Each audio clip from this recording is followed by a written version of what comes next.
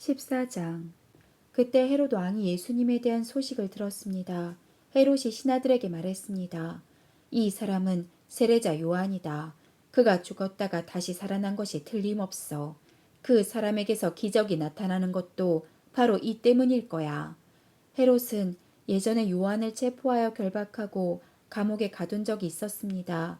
헤롯이 이렇게 한 것은 자기 동생 빌립의 아내였던 헤로디아 때문이었습니다. 요한이 헤롯에게 당신이 헤로디아를 아내로 삼은 것은 잘못이요 라고 말했던 것입니다. 헤롯은 요한을 죽이려고 했지만 사람들이 두려웠습니다. 이는 사람들이 요한을 예언자라고 생각하고 있었기 때문이었습니다. 그런데 헤롯의 생일에 헤로디아의 딸이 손님들 앞에서 춤을 추었습니다. 헤롯은 매우 기분이 좋았습니다. 그래서 헤롯은 딸이 요청하는 것은 무엇이든지 주겠다고 맹세하였습니다. 어머니로부터 지시를 받은 딸은 헤롯에게 말했습니다. 쟁반 위에 세례자 요한의 머리를 담아주세요. 왕은 망설였지만 자기가 한 맹세 때문에 그리고 함께 식사를 하던 손님들 때문에 요한의 머리를 주라고 명령을 내렸습니다. 그는 사람을 보내어 감옥 안에 있는 요한의 머리를 베게 하였습니다. 요한의 머리가 쟁반에 담겨서 왕에게 왔고 왕은 그것을 소녀에게 주었습니다. 소녀는 그것을 자기 어머니에게 가져다 주었습니다. 요한의 제자들이 와서 시체를 거두어 장사를 지냈습니다. 그들은 예수님께 와서 이 소식을 전했습니다.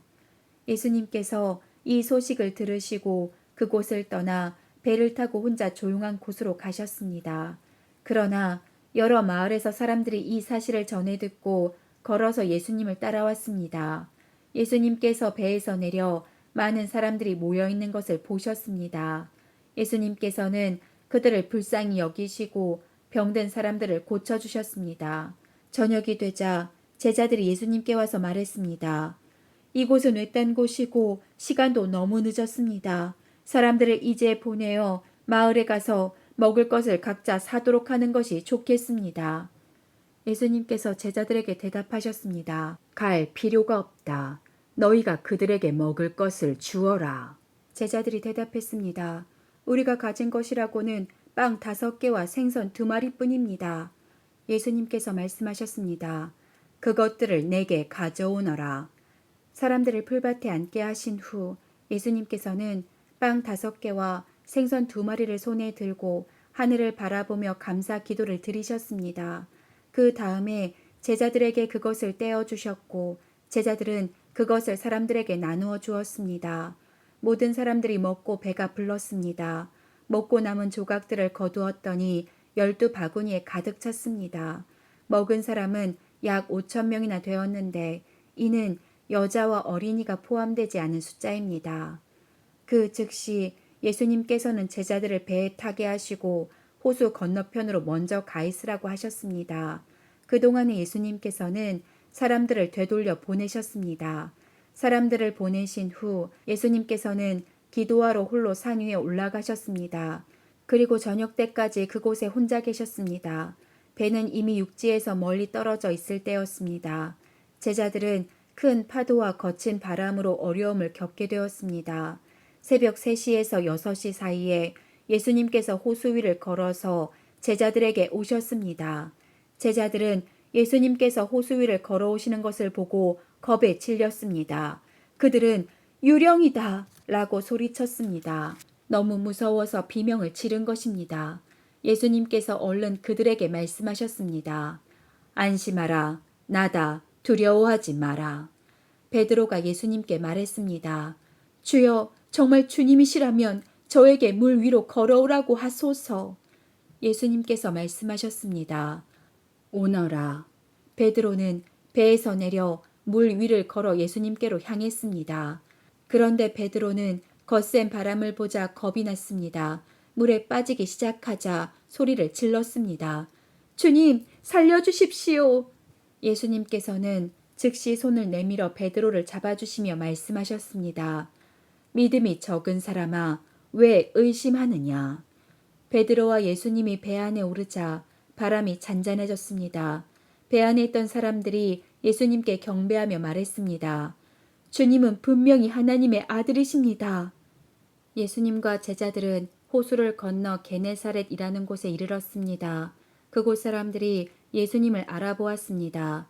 그들은 근처에 있는 모든 지역으로 사람들을 보내어 환자들을 예수님께 모두 데리고 왔습니다. 이들은 예수님의 옷깃이라도 손을 대게 해달라고 매달렸고 손을 댄 사람들은 모두 병이 나았습니다. 15장. 그때 몇몇 바리새파 사람들과 율법학자들이 예루살렘으로부터 예수님께 와서 물었습니다. 당신들의 제자들은 어째서 장로들이 우리에게 전하여 준 법을 지키지 않습니까? 당신의 제자들은 음식을 먹기 전에 손을 씻지 않습니다. 예수님께서 이들에게 대답하셨습니다. 너희는 어째서 장로들의 전통을 지키려고 하나님의 명령을 지키지 않느냐? 하나님께서는 내 아버지와 어머니를 공경하라 고 말씀하셨다. 또한 아버지나 어머니를 욕하는 사람은 반드시 죽으리라 고 말씀하셨다. 그런데 너희는 아버지나 어머니에게 드리려던 것을 하나님께 드렸다고 하면 자기 부모를 공경하지 않아도 된다 라고 말하면서 너희 전통을 빌미로 하나님의 말씀을 무시하고 있다. 위선자들아, 이사야가 너희에 대해 예언한 것이 옳다. 이 백성들이 입으로는 나를 공경하나 마음은 내게서 멀구나. 헛되이 내게 예배를 드리고 사람의 훈계를 교리인 양 가르친다. 예수님께서 사람들을 불러 모으시고 말씀하셨습니다. 너희는 듣고 깨달아라. 입으로 들어가는 것이 사람을 더럽히는 것이 아니라 입에서 나오는 것이 사람을 더럽힌다. 그때 제자들이 예수님께 와서 물었습니다. 바리새파 사람들이 이 말씀을 듣고 감정이 상한 것을 아십니까? 예수님께서 대답하셨습니다. 하늘에 계신 나의 아버지께서 직접 심지 않으신 나무는 모두 뿌리 뽑힐 것이다. 그들을 내버려 두어라. 그들은 안못 보는 인도자이다. 보지 못하는 사람이 다른 보지 못하는 사람을 안내하면 둘 다 구덩이에 빠질 것이다. 베드로가 예수님께 말했습니다. 이 비유를 설명해 주십시오. 예수님께서 말씀하셨습니다. 아직도 이해하지 못하느냐? 입으로 들어가는 것은 모두 뱃속으로 들어갔다가 결국 뒤로 나가는 것을 모르느냐? 그러나 입에서 나오는 것은 마음에서 나온다. 이런 것들이 사람을 더럽게 만든다. 마음에서는 악한 생각, 살인, 간음, 음행, 도둑질, 거짓말, 그리고 비방이 나온다. 이런 것들이 사람을 더럽게 만드는 것이다. 씻지 않은 손으로 먹는 것이 사람을 더럽게 하는 것이 아니다. 예수님께서 그곳을 떠나 두로와 시돈 지방으로 가셨습니다. 그런데 그 지역에 사는 어떤 가나안 여자가 예수님께 와서 소리쳤습니다. 주님, 다윗의 자손이여, 저를 불쌍히 생각하시고 도와주세요. 제 딸이 귀신 들려서 매우 고통받고 있습니다. 그러나 예수님께서는 그 여자에게 한마디도 대답하지 않으셨습니다. 제자들이 예수님께 와서 청했습니다. 저 여자를 돌려보내십시오. 우리를 따라다니면서 소리를 지르고 있습니다. 예수님께서 대답하셨습니다. 나는 이스라엘 집에 잃어버린 양에게로만 보냄을 받았다. 그때 그 여자가 예수님께 와서 절을 하고 간청했습니다. 주님, 도와주십시오. 예수님께서 대답하셨습니다. 자기 자식의 빵을 집어서 개에게 던져주는 것은 옳지 않다. 그 여자가 대답했습니다. 그렇습니다. 주님, 그러나 개라도 주인의 식탁에서 떨어진 음식 부스러기는 먹습니다. 그러자 예수님께서 말씀하셨습니다. 여자야, 너의 믿음이 크구나. 내가 원하는 대로 될 것이다. 바로 그때 그 여자의 딸이 나았습니다. 예수님께서는 그곳을 떠나 갈릴리 호숫가로 가셨습니다. 그리고 산 위에 올라가서 앉으셨습니다. 그러자 많은 사람들이 예수님께 왔습니다. 다리를 저는 사람, 걷지 못하는 사람, 보지 못하는 사람, 말 못하는 사람, 그 밖에 많은 병자들을 데리고 왔습니다. 이들은 병자들을 예수님 발 앞에 두었고 예수님께서는 이들을 고쳐주셨습니다. 사람들은 말하지 못하던 사람이 말을 하고 지체 장애인이 성한 몸을 갖게 되고 다리를 저는 사람이 다시 걷고 보지 못하는 사람이 다시 보는 것을 보고 모두 놀랐습니다. 그리고 이스라엘의 하나님께 영광을 돌렸습니다. 예수님께서 제자들을 부르시고 말씀하셨습니다.